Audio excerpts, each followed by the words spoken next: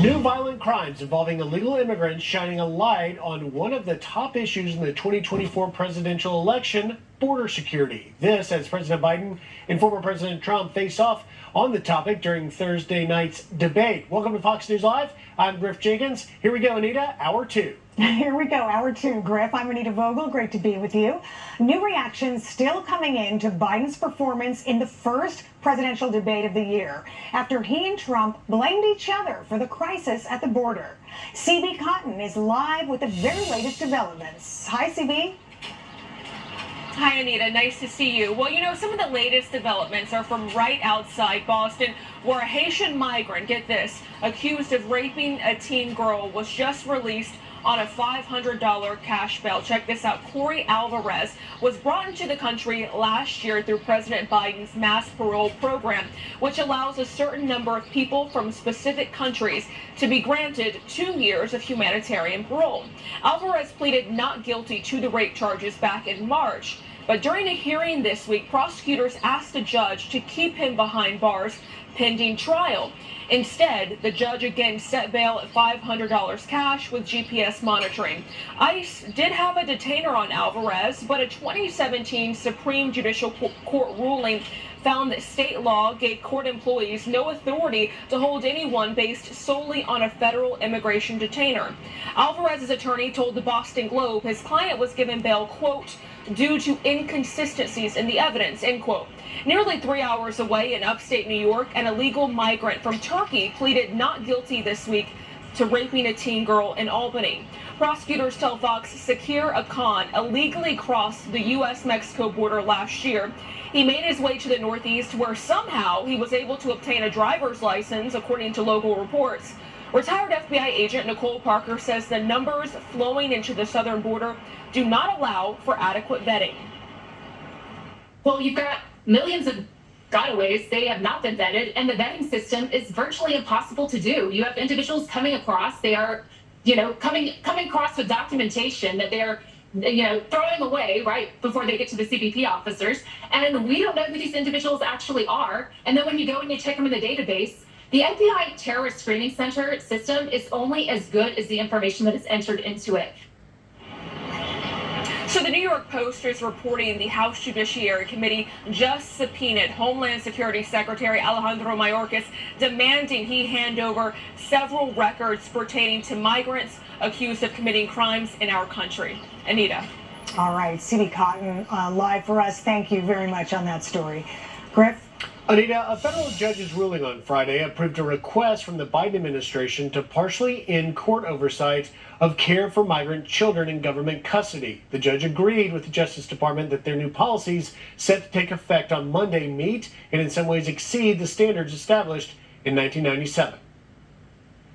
Well, joining us now on set, former acting ICE director and Fox News contributor Tom Homan. Tom, thanks for being here as you and millions of Americans tuned in to find out what substantive contrast there might be with the policy. President Biden sought to sort of take credit for these lower numbers we're seeing. Here's how that exchange went. Take a look and listen. I've changed it in a way that now you're in a situation where there are 40% fewer people coming across the border illegally. It's better than when he left office. And I'm going to continue to move until we get the total ban on the total initiative relative to what we can do with more border patrol and more asylum officers. President Trump? I really don't know what he said at the end of that sentence. I don't think he knows what he said either. Look, we had the safest border in the history of our country. The border, all he had to do was leave it. Tom, your reaction, like when you watch that, and he's trying to take credit, and obviously he got lost in his words there, but what did you think he's saying? Well, first of all, he lied twice, right? So when he says the numbers are down 40%, they're not. They're just going a different, there's more gotaways. And between the CHNV and the CBP1 app, they're just bringing more through the port of entries. Numbers aren't down 40%. And for him to make the statement, better than the Trump administration, oh my God. I mean, he can claim, even if the numbers are down 40%, even if they're down 80%, there's still much more than the Trump administration had. We had a 45-year low illegal immigration. Illegal immigration was down 83 to 90%, depending on what time frame you looked at. It's just a stone cold lie. You know, when I heard that, and obviously as someone who tracks these numbers every day for Fox News, and I heard the 40%, and they are significantly down in terms of the encounters. The month of May, the 170,000, the lowest month this fiscal year, but yet it made me wonder.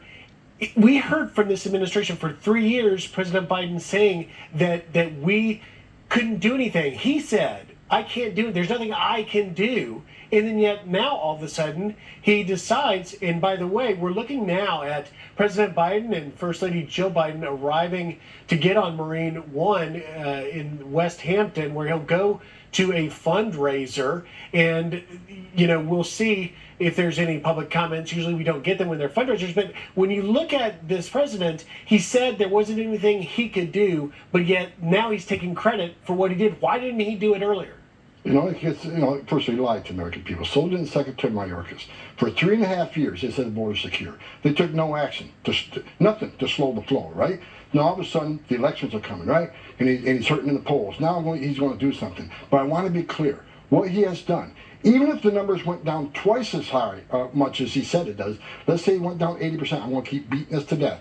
Even if they're down 80%, these are still historic numbers, way beyond what Trump did. So look, he's been unsuccessful on the border. The only reason the numbers are down is because you're playing that shell game, putting them in different categories. And the country of Mexico is stepping up doing enforcement. Why?